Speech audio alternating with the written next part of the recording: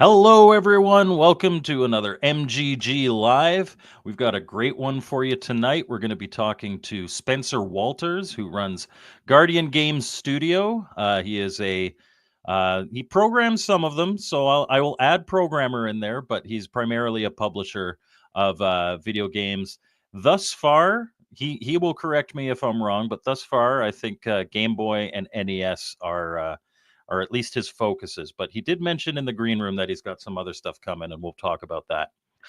Whether you're watching from my channel, Mike's Gaming Gala, or the Retro Bliss Rewind channel, welcome. I can see the chat for both. I will be participating and bringing up your questions if you have any questions for Spencer. But without further ado, let's bring the man of the hour on. Hello, Spencer. How are you? Hey, Mike. How are you? Good, thanks. So, for those of you who aren't familiar, I have reviewed a couple of your games. Actually, three of your games on the channel. The first was Diabeater and the Sugar Monsters. Yep. And so that's an educational game. You gave me. I met you at Midwest Gaming Classic last year. No, it was 3 years ago now. Was it that long ago? That long ago, yeah. Oh wow. Anyhow, I met you at Midwest Gaming Classic a while back, and I had mentioned I saw this homebrew game, the Diabeater and the Sugar Monsters, and you were selling them at quite a bargain. And you're like, "Oh, take a copy if you're going to do a review." And I am always, whether I'm like, if I'm given a game, I owe people a review, but I am always like, I have to be honest with the review, right? Right. And Fair. um so I loved the idea of it.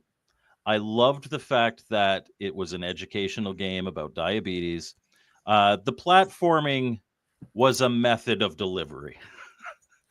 Being so But it certainly wasn't bad. But if you were buying it just because you wanted a good platformer, Diabeater probably not the one you want to pick up. The one I'm doing this week, you probably will want to, and we'll talk about that later too. But then I did Winsley's Guardian, and that was a passion project for you that you did for a while, and we'll talk about that. And then I did a homebrew highlight with multiple games in it, and one of them was Jab This, the very controversial Jab This.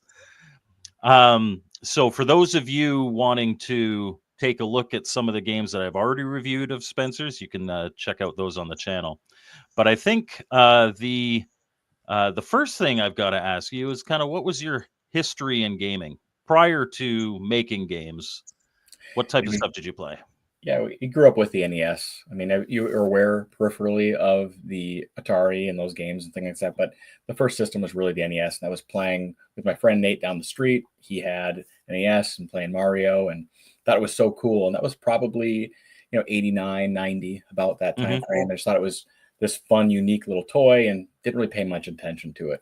And then as time went on, of course, you're begging your parents, like, hey, I want to get an NES. I want to get a Super Nintendo, a Genesis, and all that. And progressively, I kind of stopped. I mean, I'm going to be 41 years old. So, I really stopped playing games at, the N64. That was kind of like the last system that I really played. And as you get older, you kind of view the world through that nostalgic lens. And you're like, gosh, we talked about this as kids where we would draw out these games and had friends that we would, like, what if it could do this, or all the secret little codes and things behind it. Like, oh, if you go get this, you get unlock this. And we talked about that in depth, and how I think cool a lot of kids dreamed of that. Yeah, and and some of that features poured over into DOS, because I did get into DOS gaming. So playing Heroes of Might and Magic with my brothers on the couch, that was a very fond memory where we all got together and we're playing that hot seat adventure, and you get to make some of your own maps, and then everybody got to play it. And you're like, oh, that was a really cool feature. So fast forward, I wanted to make a game. And the first game was actually Winsley's Guardian, which was a passion project dedicated to my late daughter, Everly, so that Winsley, my daughter, could remember her big sister as her guardian angel. And that was something that I wanted to do. And originally it was going to be an NES game. And that was really why I wanted to get into a game. I wanted something that it was tangible, I could hold, I could kind of pour my heart into and give to her as a gift, and share that story with the community of if you lose somebody, they're not totally gone. You have this memory, and that's part of my memory for creating that game. And then it just kind of poured into, okay, well, that game was massive. I went through some different programmers helping, and then I was like, well, Diabetor and the Sugar Monsters. This feels good. Let's make cool stories. And started to make that because I'm type 1 diabetic. So that's kind of how we got into it. Was you just fall into it and it snowballs, and you're like, the first one was kind of a mess, Diabetor and the Sugar Monsters, not the best platformer, but it's got good heart. Well, you're figuring things out, and you had a great theme. Yeah. And, and we touched a lot of people, got emails. We gave a lot of copies to local hospitals and doctors' offices to help teach kids about, hey, you got this lifelong disease. Yeah, it sucks. But if you follow this diet plan and you work out and you stay active, you can manage this disease. And it doesn't mean it's a life ender. It doesn't have to mean you get to sit in the corner and wallow, oh, woe is me. Like, no, get out there, follow this path, and you'll do well. So that was fun. But getting really serious talking about video games, it's usually that's okay. But and then it kind of just snowballed. Winsley's Guardian was such a blast. We got such good response from it. I still get emails to this day from people that are just, from guys you don't expect it, and they're like, man, I choked up at the end of that game. I've never had a game like touch me like that. Like, it's just my heart. I felt what that game meant at the end. I'm so glad I played through the end of it. So I was like, man. Well, and the other thing that I remember too, because we talked on the phone a few times while you were still having Evie's programmed the game.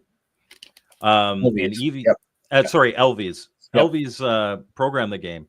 Great programmer. Oh my god! And we actually streamed a beta of it, and I remember mentioning something about balloons, and I'm like, oh, I can't get balloons. And then that stream ended. It was a beta. It was in production, but that ended with me getting trapped somewhere and not being able to continue the game. And Elvies, who is actually in the chat here, Elvies saw that and not only made it so that you could get a balloon, but made that balloon your saving grace if you ever got stuck somewhere in the game. Yeah. So that was perfect. You were wanting to jam everything you possibly could into that. And we did. And, he's been working on, I don't want to get ahead of myself, but he's working on like a more polished extended version of that. We're going to do a release for the N64. Yes. And yeah, I mean, that's part of the beauty of, I've got this great story I want to tell. And then meeting Elvies was just like the door opener. And then we've worked with other great programmers too. And like you mentioned, I've programmed a couple of games myself, but I don't hold a candle to Dale Coop, or Elvies. I don't have that capacity. I don't have that art style. So when you get a great idea and the foundation of it, I'll build the idea in my head, sometimes in Excel sheets, and I'll get inside of a sprite and draw, and then I'm able to. I've got that great relationship with Elvies where he sees that vision. I can give him, my vision for the game, and the guy creates it. And it's a beautiful thing. So that's really what progressed me into wanting to do more, is meeting different programmers that had different skill sets, and then you just find something and you're like, oh my god, wow, you can actually make a game that was better than what we had as kids. Yeah, and good partnerships. Good partnerships make for great games. There's so I know you're not huge into the 2600, and that's fine, but I'm going to use that as an example. Champ Games on the 2600. Everybody talks about how Champ Games, man, they make stuff that looks like it belongs on the NES sometimes. Yeah. That's how good they make the 2600 look. But if you look at the credits on all of his games, there are other people there. Like, he doesn't do the music. He doesn't do all the art. He might do some of it, but like, he's the programmer, and he teams up with these other great people and produces some awesome stuff. You have to. I mean, we've got my uncle, who's a wonderful musician. The guy's super talented. He's done a lot of the music. He learned how to do this. I mean, he just, like I said, here's the program. He learned it and created all this great music for it. I'm like, wow, I didn't even know that you had this talent. And now he's doing a lot of the tunes for the different games that we're making. Mm-hmm. Then, of course, I've got a friend who's an artist who's doing some of their stuff for me, I've known for several years. Jesse Warwick, and he's just phenomenal. So when you meet those different people, not any game that I've ever produced doesn't have just one. It just has one person. Like no game I've ever made is just the concept of one person start to finish. In fact, I don't think I've seen one in the homebrew community that is just one person, because you've got people doing box art, you've got the production team, fulfillment, game design, like all of that. It's always several people involved to turn out a phenomenal product at the end. And I'm just lucky to have the people that I have at my disposal. And I can't leave out the game testers, because I've got a good friend, Matt Amirati, who does a lot of my game testing. Nico, another YouTuber, he picks up and just helps. And these guys, I believe that's Nico right there in the chat. There you go. Yeah. And then Mike, of course, you've helped out. We've talked several times offline where I'm like, I am stuck in this vision of this game. And you actually, there's parts of the game that you added, like the drug, the meth dealer. I talked about the potential of drugs in your teens and early 20s and all that. I tend to be, I'm one of those people that I may not have the best ideas like just out the start, but when somebody gives me a good idea, I tend to be good at building on it. Yeah. And then getting somebody else far more talented than me to do all the work, like Elvy's in the chat. Yeah. Well, that wasn't the only part that we added from Mike's Gaming Gala. We talked about college, and there were some other aspects of it. So sometimes just communicating with friends of, hey, I really want to have actually the parents' death we talked about as well. Yeah. And having the tombstones, we go back and see and read, and having that message.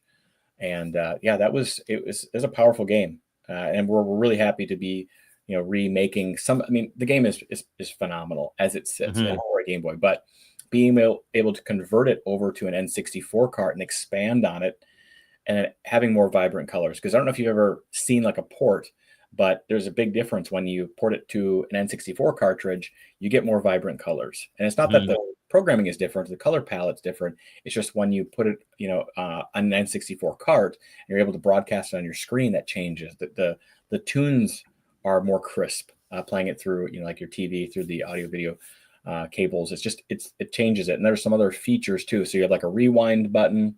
You can zoom, you can change the aspect ratio. You can put different, what are those lines, those CRT lines in there? Scan lines. Scan lines. You can put those in there. You can take them out. You can sharpen the image. So I think expanding that, into an N64 cart is just we're going to do another Kickstarter for it, like we do for all of our games. But I think that's going to be, it always has been the cornerstone of what we have for our games. Like Wednesday's Guardian always has been our game, right? For what the studio has been known for. And I'm happy to bring it back. That's going to be really something fun. Looking forward to a lot. OG Hugo here asks, how does somebody get in on, like, how does somebody become a game tester for you? For us, a lot of times it's, just availability. It can be quite taxing. I mean, if you ask Matt, there's days where he's testing over and over and over again. It might sound fun. It's kind of like, I travel a lot for work. So, as first, entering my job, I, own a company that does some insurance underwriting, and flying all over the place would be fantastic. I'm like, oh, I get to fly, see all these great cities. And you're like, I just want to sleep in my bed. I think game testing is a lot like that, where you're like, I want to do game testing. And the commitment is so high because you have to play through a game that you might like Wednesday's Guardian is a phenomenal game. But you have to play through it like 30 times and try to break the game. You are literally trying to break the game. I remember I was game testing for Miner 2049er port. And I found in like the second level, I was accidentally able to walk off the edge of a platform. And that meant that in every single level, I had to go and walk off the edge of every single platform to see if I could do it. Yeah. Or one platform I wasn't able to walk off the edge. And you're supposed to be able to fall to your death.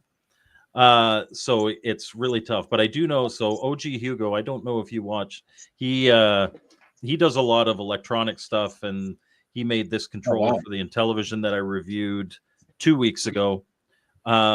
So he may have the he might have the chops to do the chops to actually do it. Yeah. Well, anybody that wants to reach out to me can email me. It's Spencer@guardiangamesstudio.com.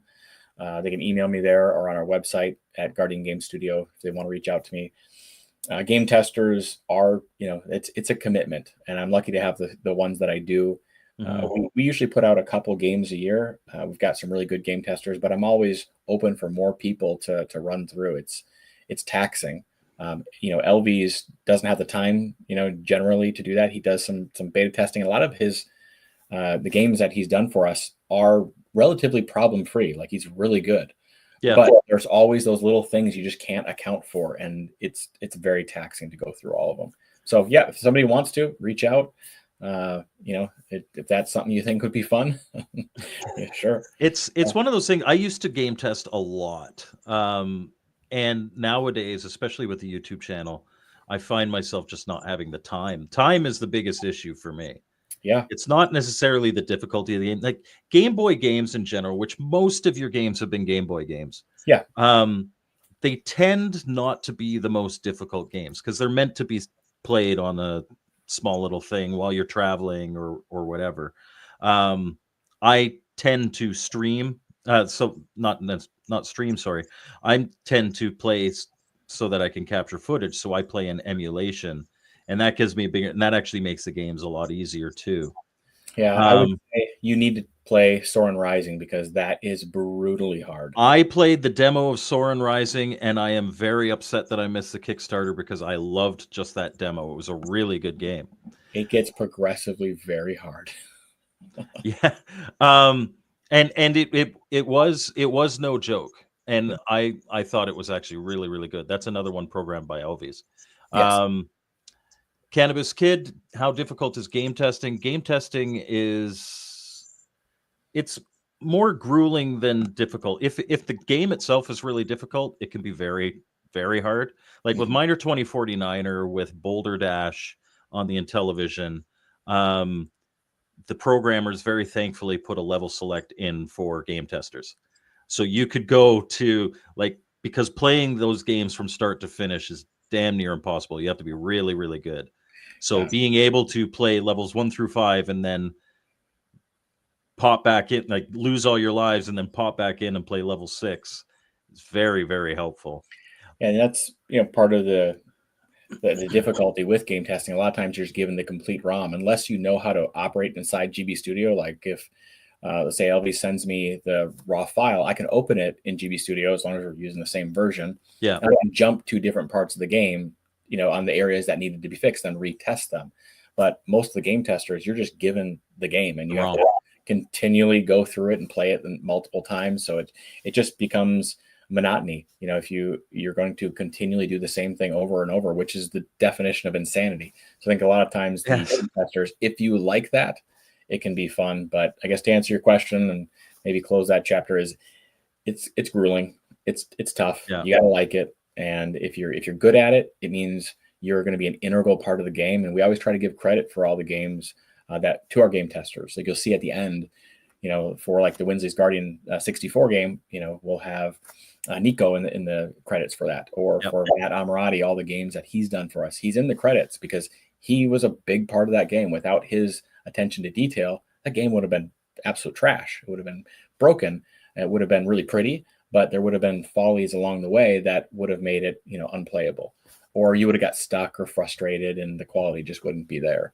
Yeah. And you can't expect the programmer to be able to find all those errors. It's just impossible. So I'm going to bring up your website here. This is guardiangamestudio.com. Nice big logo there. And so we got it about here. So here's your write-up on Winsley's Guardian with a free demo. And you can, with purchase information there. Diabeater and the Sugar Monsters. We haven't talked about this one yet. Jab this. And this is a controversial one, and I want to keep, so there's no politics in the chat. That's not what we do here. Yeah. We're just talking about the game, but it is a very controversial game. Tell me a little bit about this one. It's meant to be funny. I am type 1 diabetic, as we previously discussed, because I got a vaccine. So you can see I'm maybe kind of a little bit reluctant. to want to stick myself with a bunch of vaccines. And it was just kind of like a funny, everybody had to go through this time during COVID, and the only freedom you really got was after you got the jab. And so it was more of like a, hey, you know what, you can jab this. Like it was just meant to be funny in that, I was against that. It's not, again, not meant to be political. It's just the fact that I got type 1 diabetes from a vaccine. And unfortunately, that's one of the side effects of some of these. And again, not against vaccines. I think some of them have a lot of efficacy behind them. It just was something funny. We reskinned it, threw it up there. And we've made fun of both sides in the game. It wasn't like a one-sided thing, because there's plenty to make fun of on both sides, let me tell you. And so it was just kind of running through the city. You're defeating piles of poo. So it was just so over the top ridiculous that I was like, you know what? Let's just throw it at it. The corporate shills of the big pharma, they want to make a whole bunch of money, and they're pushing all this stuff. And did it really work? I don't know. Who cares?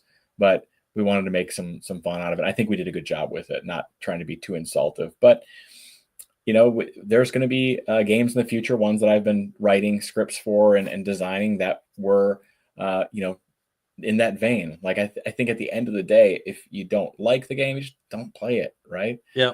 If you like the game, you think it's funny, play it. You might find that it's just quirky. There's other games that have been made in the past that were just that quirky, funny hilarity, and you're like, that's kind of cool. I don't agree with it, but who cares? And one thing about Jab This is it's very similar to Diabeater and the Sugar Monsters. Oh yeah, with one massive difference. This sprite, this guy that you can't see my mouse. That's okay. Right there we go. This guy right here, he is huge on your screen, but you're navigating the same kind of space. And it was damn near impossible for me to beat that first boss. Once I beat that first boss, the rest of the game wasn't too bad. Yeah. But because you're just in this small area and she's shooting at you and you're trying to avoid it, but you've got like 10 pixels on each side of you. It was much more difficult. It was basically a reskin, and we elongated, Diabetes, because all right, both you got syringes of insulin versus syringes of the jab, and it was just funny. And I've had a game in my queue, and it was just called right versus left, and it was a kind of funny thing. And I would wanted the right time to release it. Now is definitely not that time. No, but I was thinking need some healing right now. I know, we give everybody a hug, but I thought that'd be such a funny thing, and you could make fun of both sides. You could play as both sides and have it be like a platformer where you could equally take shots at both of them, and it would be so much fun. You just never know how that would be received. But maybe in 4 more years, we'll take a shot. Maybe in 4 years, or if you're really desperate to count 3.5. Yeah. And I'm not really dying to make political games, to be honest. There's a lot of stuff on the plate that is a lot more fun. I mean, the games that we've been known for in the past were games of heart, games that were meant to help heal, like Diabetor. That was, and the games based on my series of novels. Those were meant to tell a story and had some meaning behind it. We just happened to take a side path into something funny, I guess. Yeah. And the other thing, and I mentioned that I don't do politics on the channel. And it's not because I don't have political opinions. Of course I have political opinions. Everybody does. But there's two big reasons. Number one, people come to this channel hopefully to have a good time and talk about video games. Yeah. You don't need to see politics everywhere. And number two, I'm just some schmuck on the internet. Nobody cares what I think about anything. I'm not an elected official. I'm not a PhD. I'm not an economist or whatever. Like, you don't come here to hear me say anything about politics. Yeah. Please do not come to me for any of, if you're looking for advice. I don't have it. Spend as little time as I possibly can thinking about that. But we do have, just in mention of like new games, the one that you have right below that where you're scrolling to. Yes. Soren Rising. I thought this looks, I have not, so I played a demo for this. Yeah. I loved the demo of this. This was a really, really good game. Yeah. I think Elvies did a fantastic job of it. The storyline follows my novel was the prequel to my other novel. So I wrote The Five Clans of Tricybra Bloodshed, and then this was the prequel. So we said, well, let's make a game on the prequel. And it follows the storyline very well as far as different components to it. We had to kind of change it up a little bit to work for GB Studio and for the Game Boy.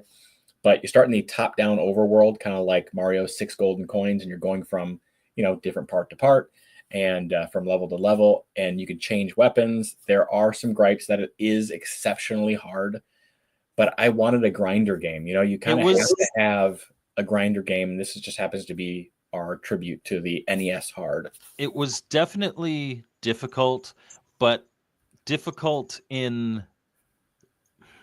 some games are difficult because they control bad. Some games are difficult because they have bad level layout. This was difficult just because it was difficult. You had to get good at it. Yeah, for sure. I can appreciate that. Mr. Postal here asks, have you ever thought about bringing any of your games to the Nintendo Switch? They've got, or PlayStation or whatever. They've got. Yeah, that you have to have such a super polished game for it to be able to be ported over. Winsley's Guardian, I've talked with Elvies at length about trying to get that ported over to Switch, and we would love to.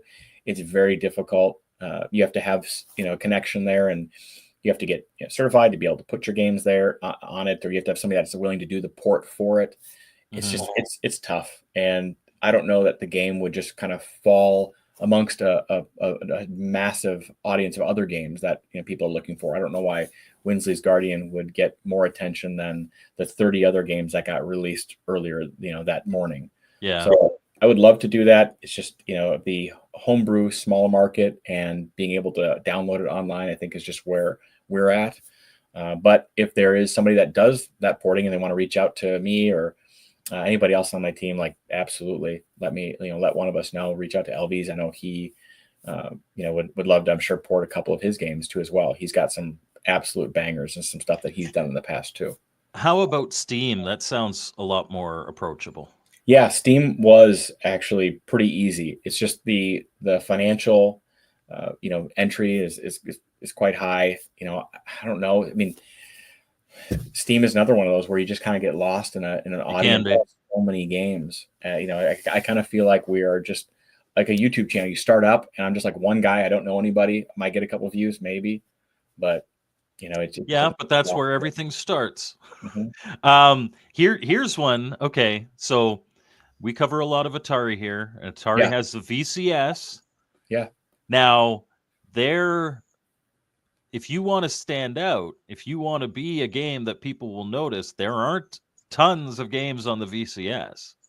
And you're going to have to, so Atari VCS is... The Atari VCS is their newer, it's basically a micro PC. Okay. With a custom OS. Really? You can boot into Windows and just play Steam on it, but they have their own custom US and they have their own custom store. It is a smaller community, but the people who are into it are really into it. It's a dedicated community. If there's somebody that, wanted to reach out to us to port any of those games, absolutely, I would support it. I mean, that's the more different, And I would think it'd be similar to porting to Steam. Yeah, Steam was easy. I mean, you could drop the file in there. It is pretty easy. It's basically just running like an emulator in the background where it's just playing it basically through any of the different GB emulators like GBA or GBAC. Yeah. So if somebody wanted to reach out and we can port it over there, the more systems we can get the game on, the more people it will touch. And I think the more people that play the game, I still think this game ultimately someday will be a cult classic. I mean, we have many good games, but Winsley's Guardian, I think, is on that level where I would say Winsley's Guardian, of the ones that I've played, we're going to talk about some that I haven't played here soon. But of the ones that I've played, certainly Winsley's Guardian and the Soren Rising here, I think are of that level. Yeah, for sure. You just got to be able to, Soren Rising is very difficult. I keep on saying that, but it is an exceptionally difficult game. Well, it's further because you played the demo, which was like the first few levels of the game. Yeah, the further you go along, it gets progressively harder and harder to the point where I cannot beat my own game without save states or playing it through GB Studio. I just cannot. And well, we're gonna get me a copy of this, and challenge accepted. if you can beat without any save state the Five Clans to Cyber, I've got some different games, one for the NES I'm working on, and then one for the Game Boy. We'll have you create your own game, or if you can beat that with no save states, because I don't think you could do it. I Challenge there's gauntlet thrown down. I don't do save states, so I will accept that challenge, sir. Perfect.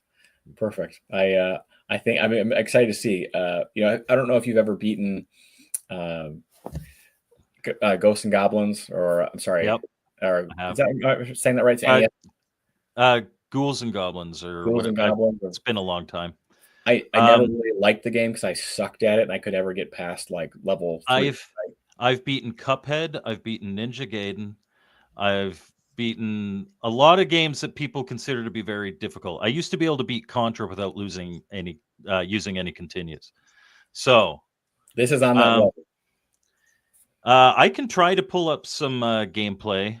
I don't have any gameplay of this. There should be, if you go, the Kickstarter probably has some gameplay. Okay. Well, we're gonna go through the rest of the games, and then we can show some gameplay of some of these. Awesome. Tell us about Jordan's 1980s adventure.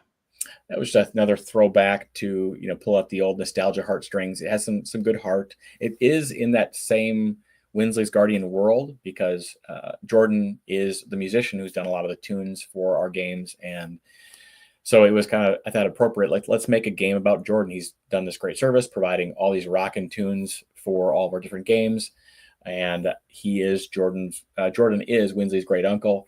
So I'm like, all right, you know what? He grew up in the 80s. He was in the arcades playing these games. That was his style. He was more of that Atari, the arcade back in the late 70s and early 80s was more of his era, right? Because he's about 8-9 years older than I am. So I said, let's make a game around him. So you wake up in the morning, Saturday, you go do your chores, you get some allowance money from mom, and you're off to the arcade. So it starts as a top-down, RPG, kind of like Winsley's Guardian, and you go traverse through, and then you're going to go and play all of the different arcade games from the 80s and some from the 90s. But here's the Dig Dug right here. Yeah, and we changed them, and it's not Dig Dug; it's like call it a faux version of that. And there's a Donkey Kong-esque type one, a Galaga type game, and we made it to make sure that we differentiated from the actual games that we were trying to pull from the 80s. But you get to go and play all these great arcade games, and you earn coins. And at the end of the game, you have this like Dance Dance Revolution battle with Lucas. And if you remember the 80s, or was that late 80s or early 90s when The Wizard came out? I want to say 89 or 90. Well, you battle off against Lucas at the end. So if you've seen that movie, Lucas from the end of that. And do you battle off? It's not an overly difficult game, but it does offer the ability to have some replayability, because if you really like those games, you can go back and play them over and over again. There's some hidden, kind of Easter eggs throughout the entire game. And I thought it was a pretty fun game, just something more relaxing, like a casual game. The one you just pick up, you play it a little bit, you can save it, come back to it later, enjoy all the nostalgia from the 80s and 90s, and it wasn't so bad. So let's because people were asking, let me see if I can pull up a little gameplay of Soren Rising here. Because again, like honestly, I think this is one of your best games. Make that bigger, and let's share this tab instead. Okay. So this is you. This is your clip from your the Kickstarter. And we'll skip to, there we go.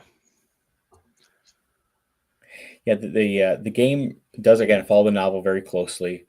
And in the beginning, it does walk you into it. It's going to give you, it's going to hold your hand a little bit, tell you, hey, this is how the controls work. Here are your different weapons. But it gets pretty brutal after, the first couple levels. I think on level 3, it really starts getting difficult. Yeah, so here's like the overworld, and you can walk to different levels. And there's a wildebeest, and you've got your spear. You got your dash technique. Yeah, and you do pick up other, items along the way, or like moves along the way. So it does open up your abilities, like a double jump and slide, and Yeah. then a slide and jump and things like that. And there are tons of different weapons throughout it based on the novel. So you can have the 5 different weapons from the novel, Yeah. which you'll need to traverse the different levels. And And this is spoiler alert because it's 5 brothers. it is, yeah, the novels are based on me and my 4 brothers. Yeah. So So that's a little bit of gameplay footage of that. I'm getting sucked in watching this because I just remember the brutality of how difficult it gets. You're showing them the easy parts. Yes, that's just some early and and and yes, that is Elvies.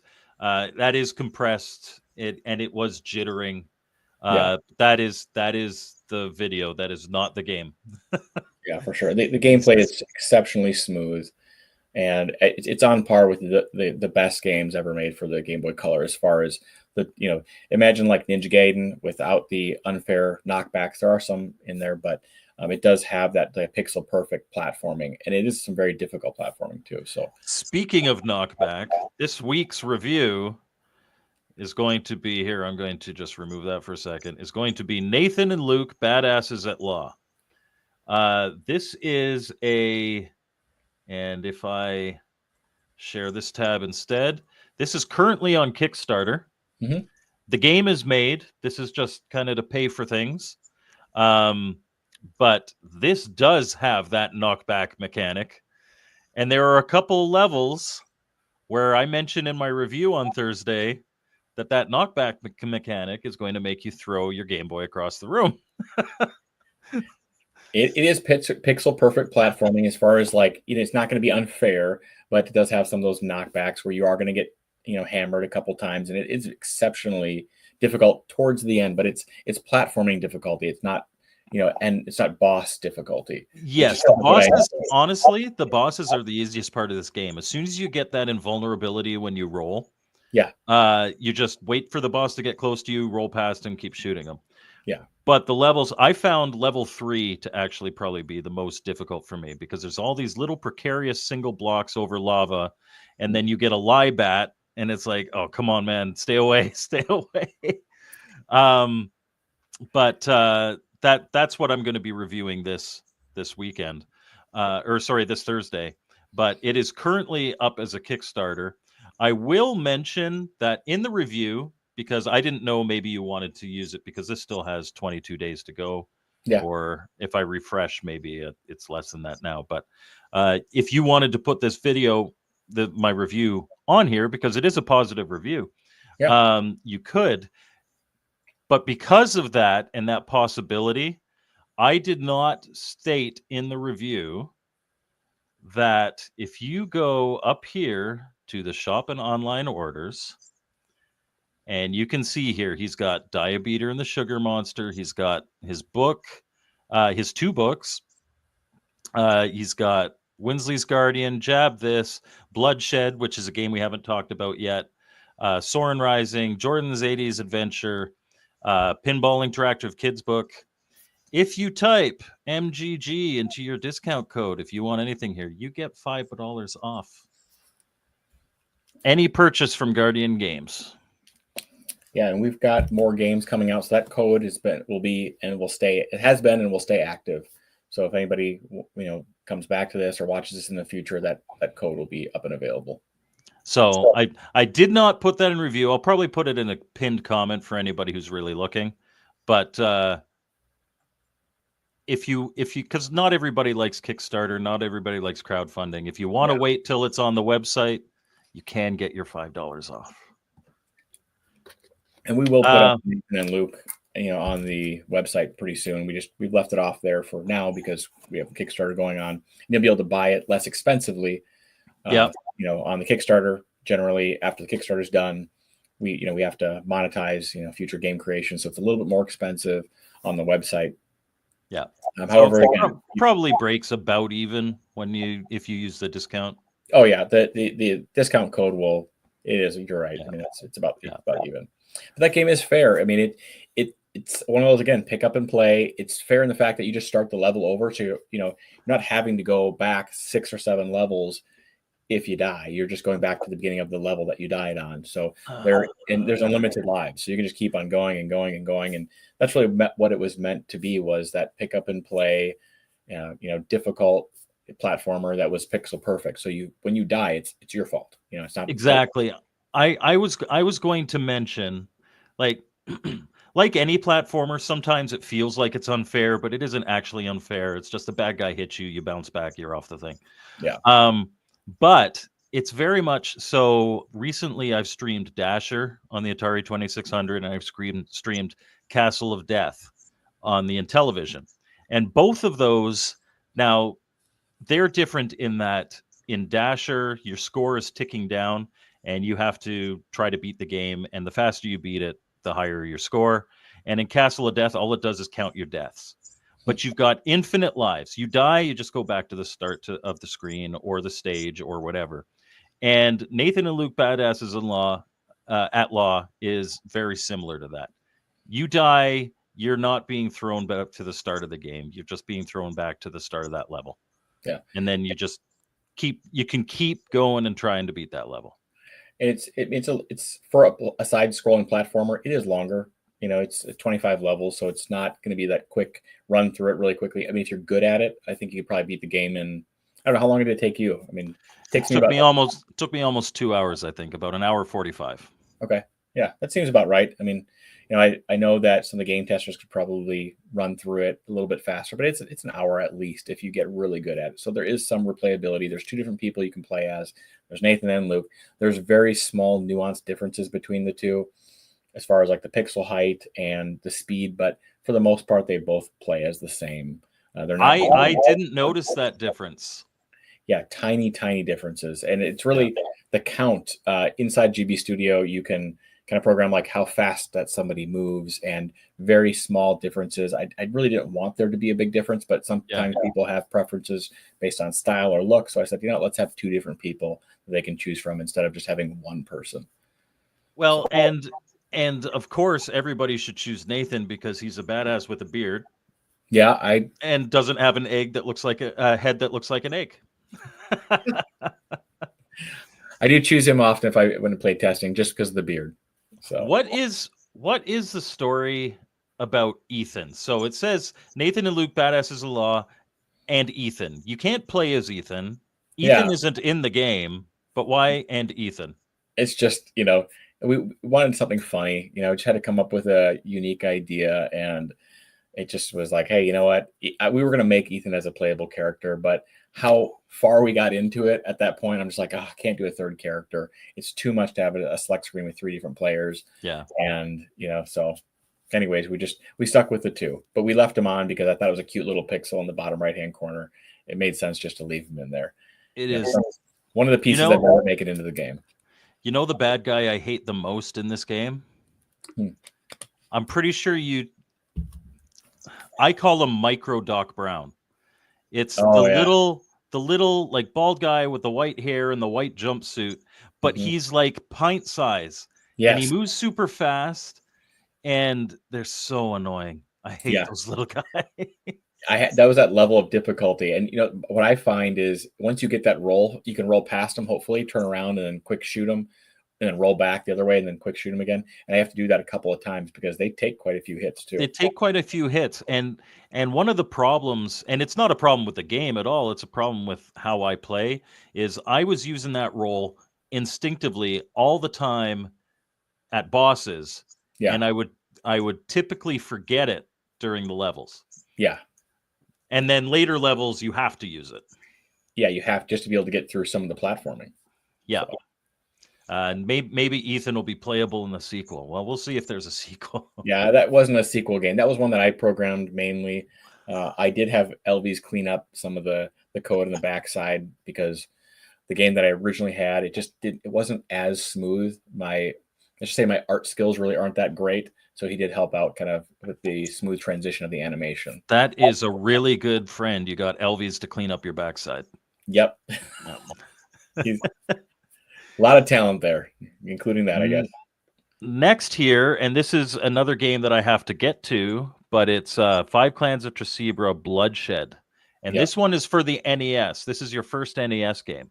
Yeah, we had the amazing Dale Coop who did the programming for that. I had Jesse Warwick who did the art, and I love this game. It's a shorter game, but it plays like Zelda.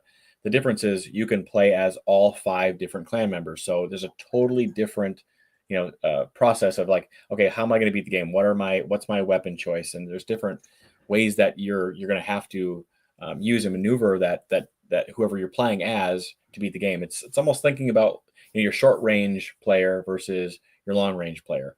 Your heavy handed, very strong, high health player versus your weaker, very fast player. So there's a lot of there's a lot of strategy into who you select to start the game with, and then how you play the game. So ton of replayability. It's not a long game by any account. Mm-hmm. It's maybe, for me, it takes me about an hour to beat the game, but I think that if you really enjoyed the gameplay, which I did, I think we've gotten a ton of good feedback on playing as the different characters changes the game completely. I mean, it's a I totally played the demo, and the demo again was like the first couple areas.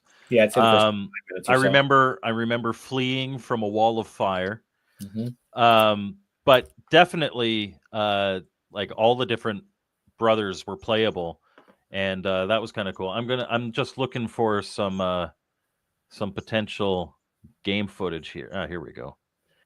There might be some Uh, stuff left on the Kickstarter. The different weapons, you've got your ranged weapon. Well, here, you've got it on the screen. So you got your yeah. ranged weapon, which is Zane with the bow and arrow. You got Soren, who's got the the spears.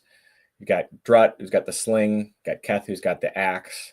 And then Beckett, who's got the staff. So each one of them plays completely different speeds, different weapon types, different strategy, and everybody kind of has their pick, right? I like to play a Soren because it's ranged weapon, and then also Oh, melee. also Soren is you.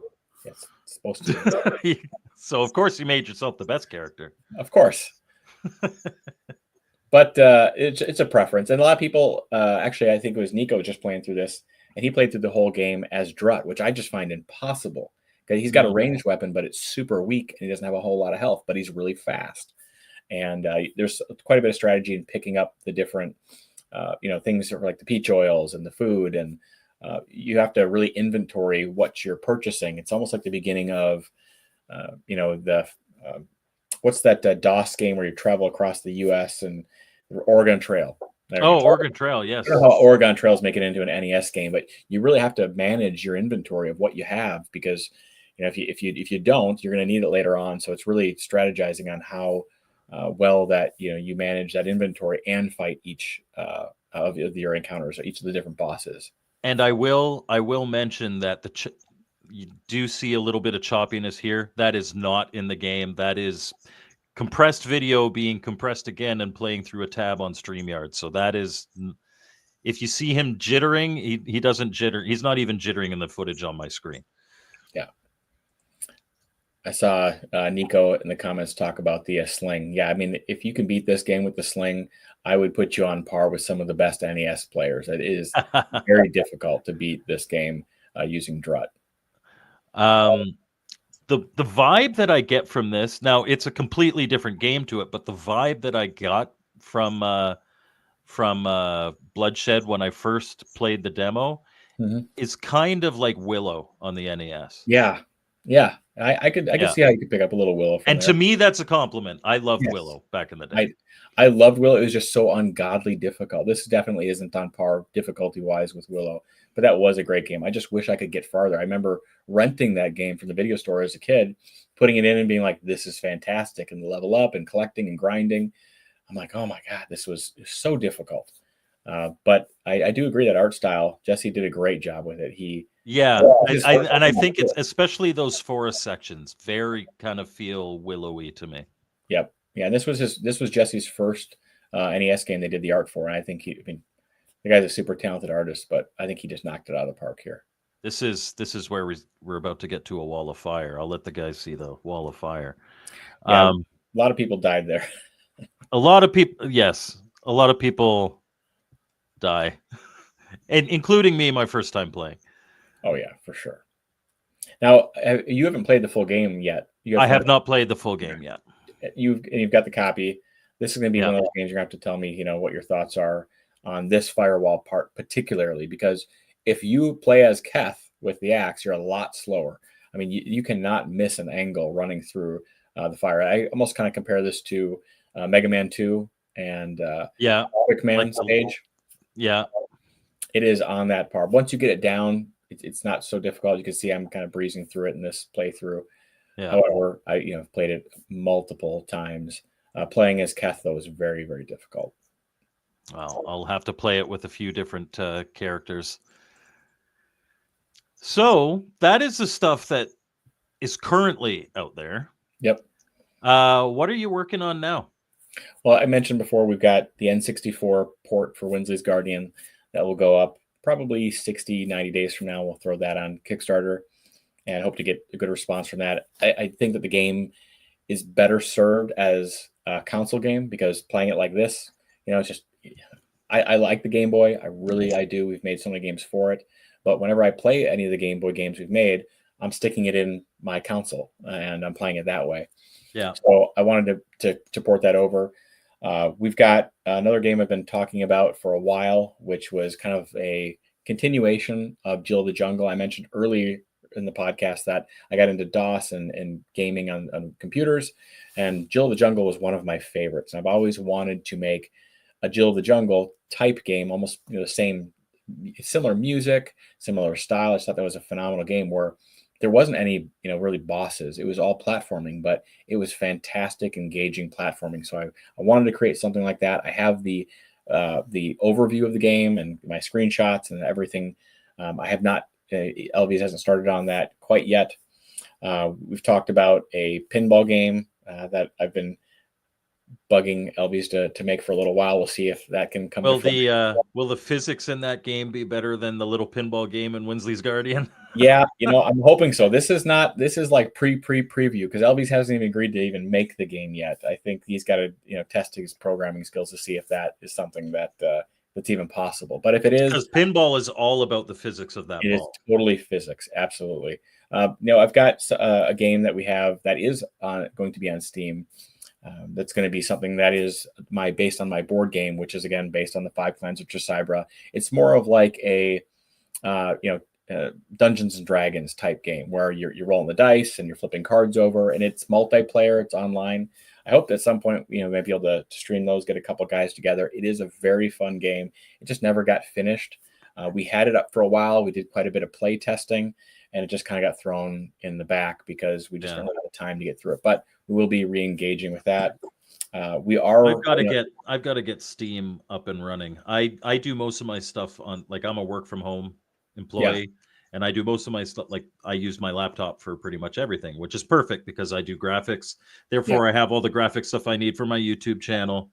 But I am not allowed to have Steam on my work laptop for obvious reasons. Understandable. That makes sense. We do have, shameless plug of our movie. I've got a movie that we've been working on. We're very early on, but it is based on, again, the 5 Clans of Chisybra, Bloodshed. This isn't the book, but it's a game. Yep. And so the book was written first, then the game, and now we're attempting to make a feature length movie. It's very expensive to make a movie, as you could imagine, especially with animators. So we do have the 5clansmovie.com, which we're using to kind of broadcast what we're working on. I haven't updated it this week, but there will be some more updated art. I've got some really great talent, some voice actors that have all agreed to work on the film, some amazing musicians. We had some larger name actors that had agreed to do some voiceover work for it. And now it's just trying to find the funding for it. So that's the most difficult part. We've started on it. I've got an amazing artist. I've mentioned him a couple times. It's worth mentioning again, Jesse Warwick. And he started working on the project. He's doing some backgrounds right now. And that's going to be more of like a 2027 release. It's going to be a longer path on that one. However, I'm very much committed to turning this into a movie because if you've read the novel, you know how much it means to me. If you like the games, you like the lore behind it, it's definitely, in my opinion, worth making into a movie. So we've got that going on. for video games in the future, it's really, kind of whatever sparks our interest. Maybe we're going to make a, Mike's Gaming Gala game because you're going to beat Soren Rising with no save states. I don't know. I'm determined now. Yeah, we're gonna get me at least the ROM of that, and I'm going to I'll have to record me doing it. Oh, absolutely. So that we can prove that I didn't use save states, but I think that'd be a fun thing to try to stream, so everybody can watch you mercilessly die over and over again. It's gonna be a long. I've done streams like that. Yeah, it hurts. It is so difficult, even when recording for like the Kickstarters, to play the game and then to talk about it and have the camera on you. It's like it's almost impossible to pay attention. Until you do it, you don't really understand. Like, I've got lights coming at me here. I'm here to entertain an audience, not just sit quietly and do stuff. I'm having to watch my language because I try to stay PG-13. It doesn't always work out that way. And I try to engage the chat. So some games are really, really difficult to stream. Yeah, I find it other games are a lot easier. I find it difficult just to record the footage for the Kickstarters while I'm playing it. And like, here's some game footage, and I get so into just focusing on the game. And you forget that there's all these other peripherals you're trying to pay attention to. I got to sell the game. I got to make it exciting. And that becomes exceptionally difficult. But we've got some fun stuff. I would encourage anybody to check out our website. Keep tabs on that because we're always trying to throw new stuff up there. Check out Kickstarter. There's always something there we're trying to post as far as like new games, or we might preview games. So if we have something in the works, you can go to our Kickstarter or our page and say, I want to follow this creator, and then you'll see what we have that's kind of in the queue of games that we're working on. I will mention in the description of this stream, I've got a link to guardiangamestudio.com as well as a link to the Nathan and Luke Kickstarter. Appreciate that. So if you want to even just look at other games that Spencer has done and successfully had funded, you can click on his user and look at his previous campaigns, and that's what I was bringing up the gameplay footage from. Yeah, that's what keeps all this going. I mean, if we can pay for the cost of the games, I do my Kickstarters quite a bit different, I think, than most people, because I want you to invest in the game, but I also want you to receive what your reward is for backing it quite quickly. I've had so many Kickstarters where I've backed a game and I'm like a year and a half later and I've already moved. And I'm like, is this even gonna get forwarded to the right address? And that's happened to me. It's really great. And I just never get it, or I get it 2 years later. I remember, this is not a knock at any of the Gamester 88 guy, he's a YouTuber, but I bought like Justice Beaver, and I think that took me like 2.5 years to get it. I finally got it, and I was like, this is a phenomenal game, but I had to wait so long to get it. So when you back a Guardian Games game on our Kickstarter, you're going to have that game in your hands, 30 to 60 days after the Kickstarter. Yeah, the game is pretty much done by the time you even launch the Kickstarter. Oh yeah, most like of the time. I received this review copy prior to you launching your Kickstarter for Nathan and Luke Badasses at Law. I like to have the inventory in hand, so there's not that delay. People want to have the physical reward within a reasonable amount of time, so they get excited about it. I can't wait to get this game in my hands, and then they have to wait so long to do it. And creating that, the reputation of, hey, Guardian Game Studio, we get those games in your hands quickly afterwards. We produce some quality games with heart, and that's really what I've tried to portray. Yeah, and the Kickstarter becomes more of a way to launch it as opposed to a way to fund it ahead of time. Yeah, absolutely. Yeah, using it completely different than most, but it's worked for us. And we don't sell a ton of copies. We're not, make a couple games a year. You're not making money publishing games. You're not. I have said it for years. Nobody makes money in homebrew. No, or at least not much. No, sorry, nobody gets rich in homebrew. Yeah, you might make some money, but you don't get rich. I'm hoping that this is the year. We've got so much inventory. Usually what we do with whatever we get in the Kickstarter, none of it goes to profit. We just buy extra inventory to keep on our website, so the people that didn't back Kickstarter can then buy a copy of the game. But the game conventions, you sell some there. I think the long play is to break even. You do it for the love of creating these games and the community. I've had a lot of fun meeting people like you and Elvies and Jesse, and all these other great people, Nico, and you meet all these wonderful other people that enjoy that same passion. And it just becomes hey, I'm part of this fun community. And it cost me a little bit to do it, but it's something that everybody's going to remember. And hopefully the people, when they play that game, they're like, wow, this was really fun. It was worth my exchange. Not to mention, and man, I want to make a game someday, or at least be involved with publishing one. But it's got to be really satisfying seeing your logo on an NES box. Yeah, it's fun. I mean, we've got in my office, for my real job, I've got my games on the shelf, and it's fun to walk past that. It's a conversation starter. People look at that and they're like, what is that? And they see the familiar box, and it says, did you make a game? And you'd be so surprised on people that you would never think are gamers. And they see one of your games, they pull it out, and that nostalgia rush just hits them. And they're like, yeah, oh my God, I need to go buy a Game Boy. I need to go get a Nintendo. I want to get back into this. And then that whole era, now they're sharing that with their kids, and they're getting involved in it. And you see people that go to these game conventions, their eyes are just lit up with excitement of, oh my God, I played this game, just kicked my butt in the day. And then they see the new Homebrew games, and that they've seen the library of what's in the past, and they knew that those were difficult games. They find the new stuff, and they just find another reason to keep that passion going. It's more than just nostalgia. Now it's for the fun of seeing what else that we can create as a community of producers and creators and artists, programmers, and musicians. Yeah, and I think that might be like our parents' generation. It's like, oh, I want to write that novel one day. And for our generation, at least our little segment of the generation, I think probably more of us are like, oh, I really wish I could make a game one day. Yeah, it's fun. That's why we keep doing it. It's not for money, but make something that other people enjoy. And it feels really good when people play your game. Like your comment on Soren Rising was like, oh, we made this fantastic game, and people want to play it. And I think, and I hope that Elvies gets a kick out of all that stuff too, because the programmers behind all these games, there's very few of them.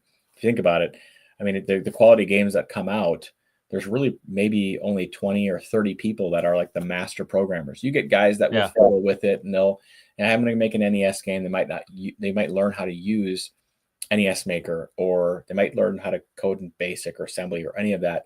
But for the most part, there's a very small community of what I would call like, your master. The masters. Yep. And those guys are really cranking out the games that's keeping this all alive. So I think it's similar in most different communities.